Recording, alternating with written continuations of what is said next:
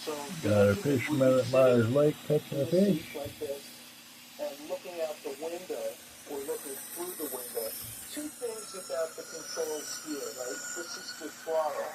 There's Let the steam into the a bait cylinder. shop, back side of it. There's a ratchet mechanism to the throttle. You can see here there's a release lever, okay?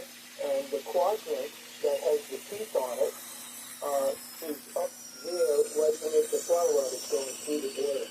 And you have to squeeze this release handle to get it to disengage from the ratcheting teeth, right? So you have to physically squeeze this handle to release it. All right, this is the throttle close position. And so he said he was using a minimum amount of throttle.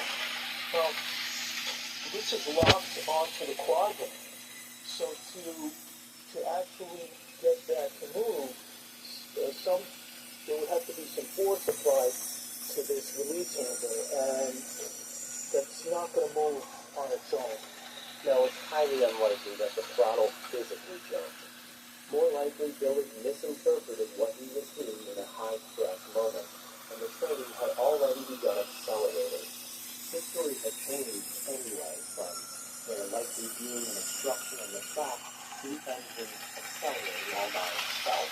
The ICC themselves felt that he was no longer credible either. Instead, they leaned on other witnesses, and there were several.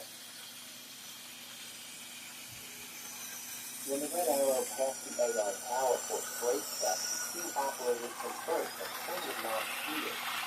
That changed as the train emerged from the New Forges tunnel. The two of the two stop locomotives were less than half a mile away from Bennington Curve, the point of the derailment. They noted that the train was traveling around 50 miles per hour as it passed them. This is not a last-minute acceleration like Billy had stated. That train was speeding long before the curve. But then they testified to something else that was very interesting. Sparks were coming off the brakes of the train cars, visible, bright sparks, but none from the locomotive. Brakes were not being applied to the locomotive. As mentioned earlier, the trains had two different brake systems.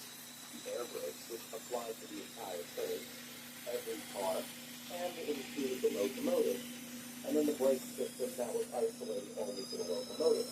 Engine memory more on the air brakes than on the locomotive brakes. However, to the witnesses, the most visible braking effort appeared to be coming from the cars, suggesting that braking was underway, but not at a level sufficient enough to arrest the train's acceleration. Is it possible that something was wrong with the brakes in the locomotive? There is testimony about this out. It's important to remember speaking directly with Ray Newhouse, the train's brakeman, just before the wreck. We knew something was wrong. We knew it. Well, I didn't know it. He knew it. We didn't have no way. So probably got the brakes. Most days wasn't entirely at fault. Something just started exploding without panic. What if the train got away from him? Playing checkers. The brakes failed, but There's the mule donkey. too late to overcome gravity on that day. It took like 3 hours before the wreck. The Red Arrow was given repairs on the locomotive and all the engines blocked out and turbines in Althea. What those repairs specifically were could hold in clue to this mystery. Historian Bob Hettenheim has looked into these repairs for us, but there are no known records existing of what these repairs were or the reason for them.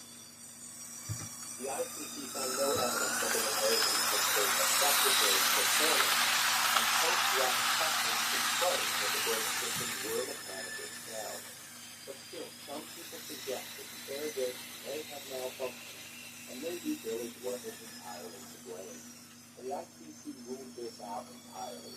But to Charles Morgan, an air technician with the Pennsylvania Railroad in 1947, this struck like a real possibility. From the moment he found out about the crash, he was nervous and anxious. He went out to the wreck site to help how he could, and then he returned to the city. Morgan came to downtown Altoona, and he went right to the canteen, which was behind the post office behind Nick. And he stood there among hundreds of customers who were crowded around to see if they could catch a glimpse of what was going on. Gas station. And this appeared he hesitated. When he entered the building, he was so overcome that he collapsed to the floor. The first responders inside actually believed he was one of the casualties of the train wreck. But while treating him, they couldn't help him. He died right there. Some believe he felt a sense of guilt. Whether that guilt was justified or not, we will never know. Some could argue that Charles Morgan was Red Arrow's 25th and final victim. Another possibility is that Bill believed the throttle was fully closed when it was not. But on this stage, power was not required for the train to accelerate. Gravity alone could account for the speed that the Red Arrow reached. When the ICC investigated the factors at play in the disaster, they didn't have the same 3D tools at their disposal as we did, and they didn't have as many first-hand survivor accounts as researchers such as Bob Kettenheim and Dennis McIlroy have amassed over the years. We do. We went on site to investigate, as did the ICC, but we went a step further by using LiDAR scans of Bennington Berg to show us the exact topography of the grade and slope. Our train models are built from the exact same plans in Juniata that the real trains were built from. We can see them in 3D.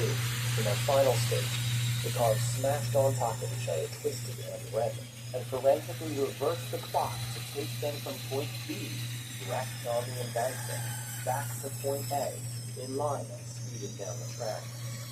The conditions are nearly exact. All information available has been taken into account.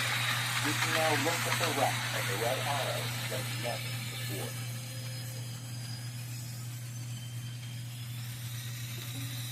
Down the side street there, going to the movie theater, ice cream parlor, and the pharmacy. On the right, the movie theater entrance.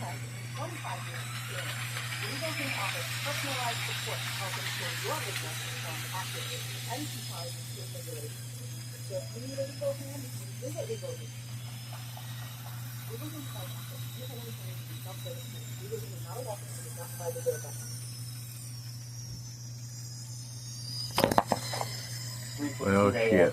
February 18, 1947. The Red Arrow is somewhere around 45 minutes to an hour behind schedule. There are 278 people on board, 238 of which are passengers. 14 cars in the consist, 2 locomotives and tenders. Engine man Michael Billig is at the controls of a forward locomotive and now slowing the train down for a running brake test as it approached the AR Tower near Gallitzin, Pennsylvania, marking the start of a long descent into Altoona. The AR Tower clocked the Red Arrow's passing speed at about 20 miles an hour. Both the towerman and conductor Hirschberger confirm a successful brake test. Billig opens the throttle up halfway, and the Red Arrow returns to cruising speed, 35 miles an hour, as it weaves through Gallitzin and Newport Tunnel. Emerging from the tunnel, the stretch of track known as the Slide begins, and gravity starts pulling the train forward. Whether or not the throttle was fully closed, gravity immediately began pulling the heavy express downhill, and speed began to build.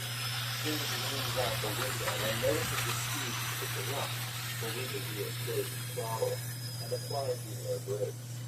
But it's not enough. The train continues to pick up speed. Passengers and crew notice this. The train has become more or less a runaway. The importers Ray Newhouse and the dining car notice this as well. The train rockets past the standing locomotive